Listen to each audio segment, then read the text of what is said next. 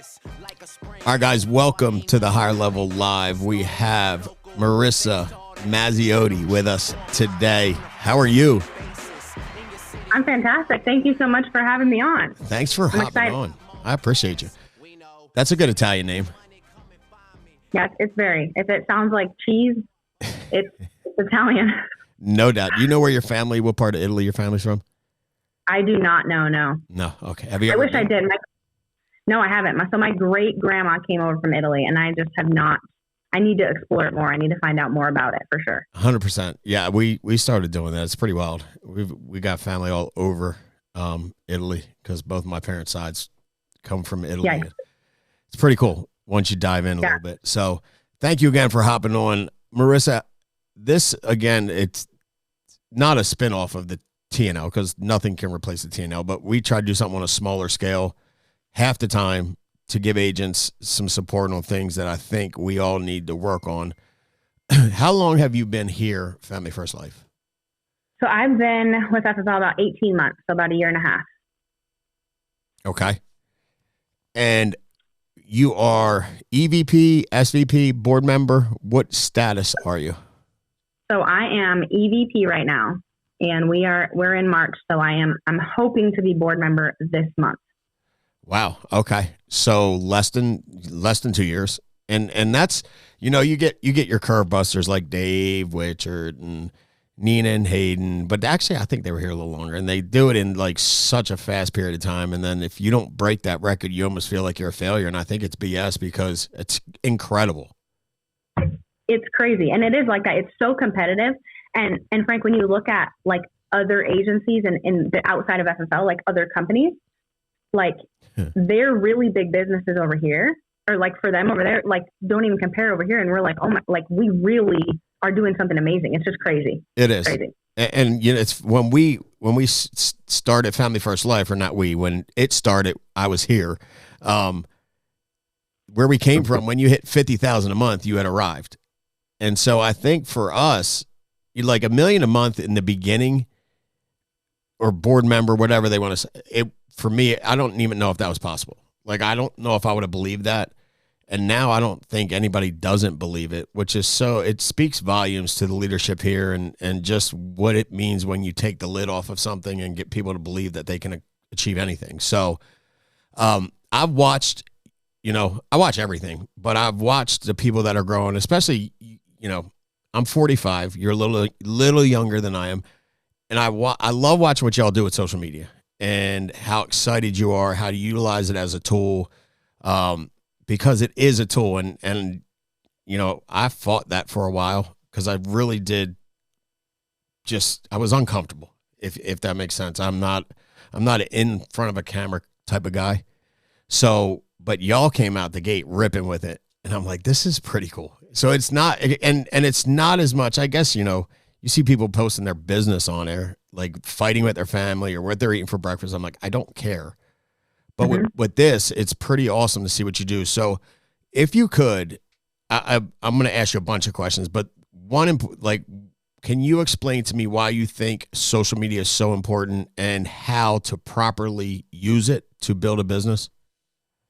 Yeah, absolutely. So I love social media. I think that's pretty clear.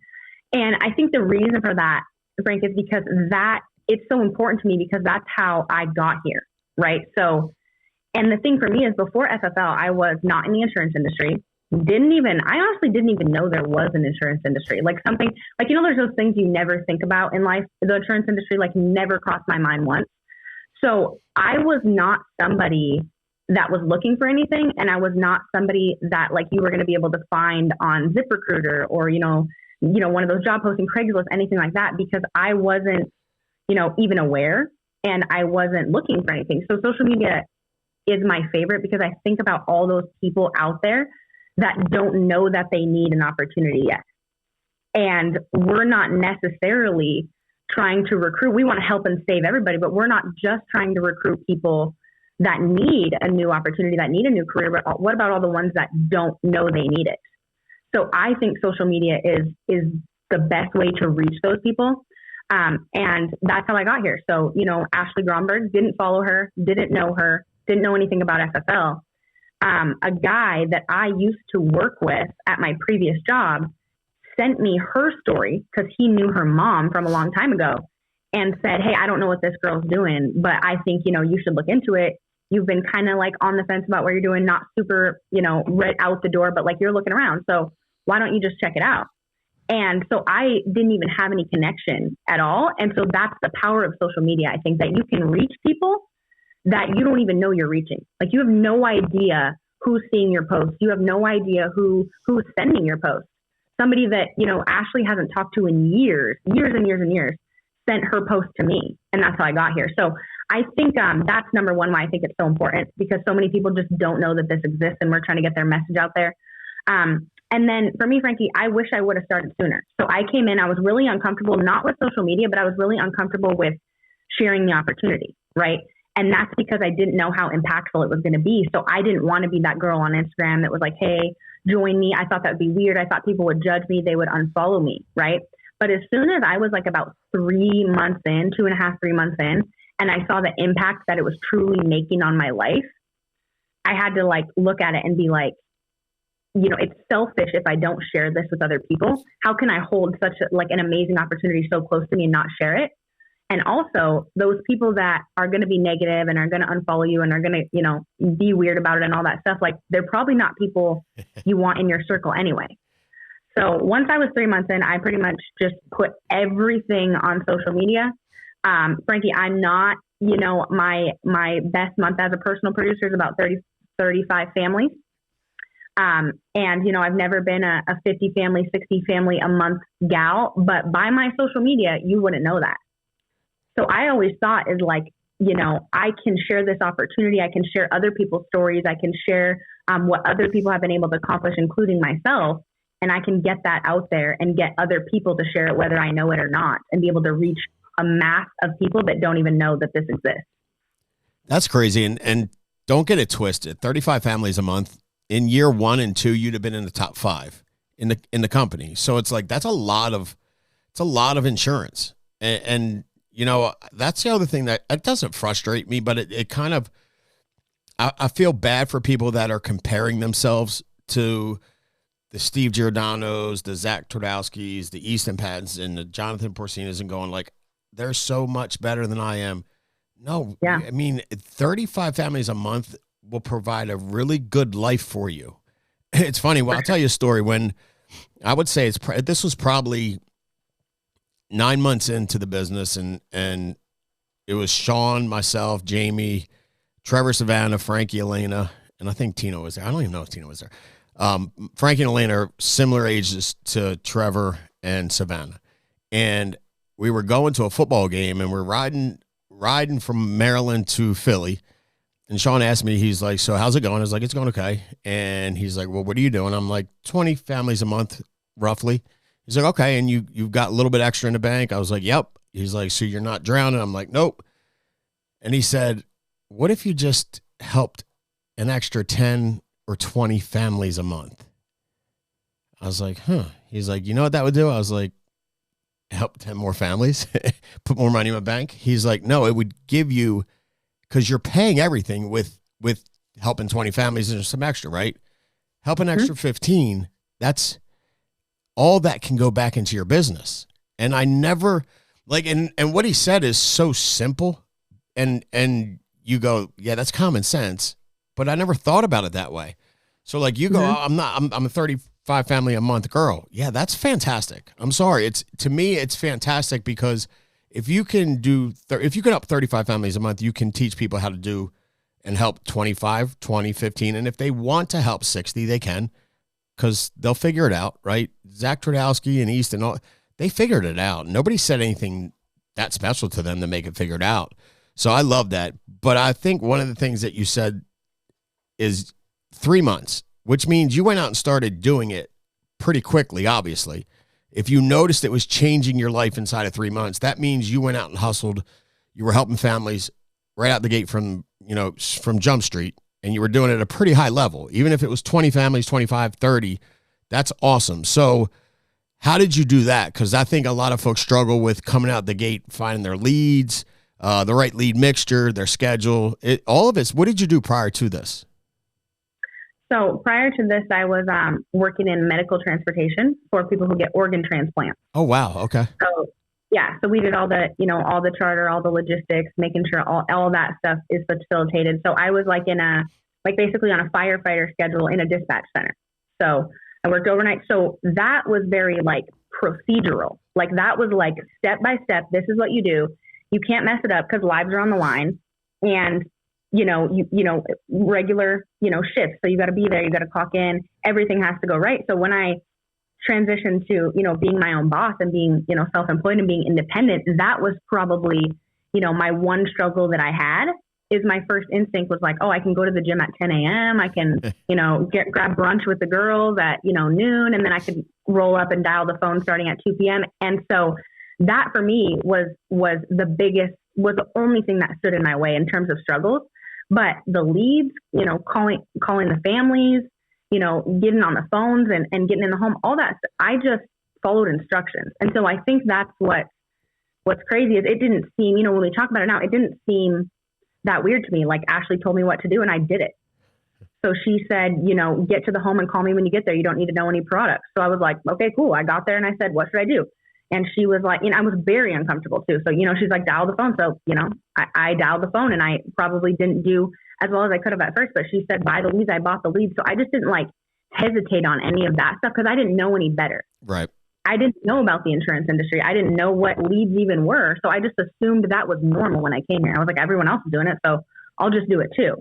So I think now when I have new agents come in and they're like, the leads are kind of weird. I'm like, well, you never even bought leads anymore. So just do what I'm telling you to do.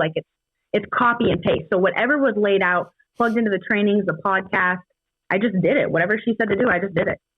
And it worked. And that's why, I love the business so much. And then that's why I wanted to recruit so bad, because I noticed that you didn't have to be some, fancy, educated in the insurance industry. You don't have to go to school for 3 years to study insurance. I was like, if I could come in here and not know anything, protect families just because I followed instructions, I was like, that's a no-brainer. If so many other people can do that. Right. But they won't. And it's I was listening to a podcast, I think Friday? And it was like, not everybody's going to do that. Everybody could, but they're not going to. They fight the simplicity of it because it doesn't make sense. And it doesn't still make sense to me. What we do is so not difficult, but it's, if you're not structured in a lot of different ways, the whole thing, like you said, I can go to the gym at 10, meet the girls at lunch or brunch. So I always say schedule, leads, and phone script. If you can master those three things, you'll be fine. Fine. So can you walk me through where the adjustments you've made from a year and a half ago, getting started, not talking about this to anybody, sharing it with everybody, to get to a year and a half down the road, hitting board member, at the end of this month, next month at the latest. It's a huge accomplishment. What all went into that? Mindset, investing, anything you could think of. Yeah, so I think mindset's 90% of this entire business in every aspect, probably 95. Because, you said it, Frank, what we do is very, very simple. Doesn't mean there's not hard days. We all have hard days. We all have the struggles. We go through the ups and downs, but it is very simple. Get the leads, call them, go to their house. It is that simple. But mindset, I think, is what makes or breaks. So that's just what I tell, every new agent that comes in my team. I say, you see the Frank Eufemias and the Andrews and the Gradys and, Sean Mike, and then you see the people that didn't make it here. Literally, they had the exact same setup. They had the exact same resources. The only thing that set them apart, the only reason that Andrew and Grady are where they're at and Frankie's where he's at and Sean's where he's at and these people quit, is they had the same bad day. But the next day, Grady and Andrew just got up and did it again. And those other people, they were like, I can't do it. So I think 90%, because you can't always, you can set yourself up with the leads, you can, whatever, all of that stuff is the logistics of it are all there. But you can't always predict what's going to happen. Some days are going to be hard days, and the only thing that keeps you going is in your head. So it's the same thing with the leads. You sit down, you say they're going to be bad, they're going to be bad. You say they're going to be good, you're going to book 15, no problem. Sure. So mindset 100%. And as soon as I could grasp that, as soon as I could not ride the highs and lows, because in the first 3 months, I was riding the highs and lows, protect a lot of families. Then I, wanted to hang out all weekend and not do anything. So boom, chargebacks, families fall off. Then I'm, freaking out. Then I'm protect a lot of families, then back down on the roller coaster. And my mind was like that too. Should I do this? Should I not do that? Should I just, this works. This changed my life. This is crazy. I hate this. I love this. So as soon as I could just be level and understand that it was all up here, mindset 100%. So I think then when that happened, that's probably been the biggest change. And then the second thing would be when I was talking to families and agents and bringing new people in and sharing the opportunity, and it was a conversation that I had with Sean and Andrew, a few months in, like, you can't be transactional. So for me, as I was so procedural based that I was like, step by step by step, and I would, get on the phone with a recruit, Frankie, and I would be like, yeah, we have leads, we have comp, we have no contract, you're an independent business owner. And the reality is that's not what's going to drive people. Right. So as soon as I started to be like, look at what this has done for my life, tell stories about my family, tell stories about myself, just come down to human level of like, what's going on with you? Do you have family? Do you have kids? Are you trying to provide for your wife or your husband? What's going on in your life? I started to bring in a lot more quality people and feel like it was working, because it wasn't just step 1, step 2, step 3. It was like, what's so crazy to me is what we do is protect families. And I'm so passionate about that. But like the opportunity that we have here to allow more people to do it is so crazy. So as soon as I could get away from, the transactional, even whether I was in the home or on the phone with an agent, that's probably the second biggest thing that happened for me. And now, our team culture is fantastic. Everyone just loves everyone. Everyone's just, here to help and everything's supportive. And I made a mistake and I got out of the field. Well, I didn't get out of the field, but I slowed down on my personal family protecting very early on, probably like when I went to VP. I was like, okay, I'm good. And then I realized how important it is to be able to be in the trenches with your team, to be on the phones with agents, that you're never above anything. Like I'll be, I don't care if we're at, 300 million thousand families a month. I'll still be on the phone with agents every single day. How can I help? They're in the home. Do you need underwriting? What's up? Do a lead strategy call. So I think those are probably the main things, mindset, and don't be, nothing about this is transactional. Everyone has their own time. Everyone has their own reason for needing this. Some people need it. Some people don't. Some people are at this. Some people came in 6 months ago, didn't do anything. Frankie, now they're calling me like, hey, that wasn't my time, but now this is my time. And you have to embrace those people and love on them and just be here for them, I love that. And I agree with time's everything. Like when this company started, we were fighting for our lives. Like, I mean, not literally, but figuratively. We had no money. You know what I mean? There was a lot on the line, so we didn't have a choice but to go to work. And like you said, some people aren't in that position, and I think that drives a lot of people as well. The transactional part makes a lot of sense to me. And it's funny because I used to use the excuse, I was Italian, that, I'm emotional, I'm a wreck, if you take the good out of that culture and that upbringing, like that's why your team loves each other, because you're a family, they know you have their back, and you are your family. That's truly what it is. And that was my struggle, bringing people in too fast, too close, and keeping that balance of work and true family. And so that's pretty awesome. And the emotional part about it, I remember it's funny because my mentor was Sean. So we never had a chance to, he had a good day, bad day, and he never gave me any type of, I don't want to say empathy, but yeah, empathy. I'm going to say it because, listen, it's very different 8 years from now, from back then. But I remember like a week, I had such a horrible week. I think I probably ran 35 appointments, and I probably sat with 12 people, got no-showed a bunch, and I protected 0 families. And like all of it was in my head because we had, there was a lot going on in the beginning of this development of Family First Life as far as expenses, lawsuit, all that stuff. But something was going on where I needed to get paid.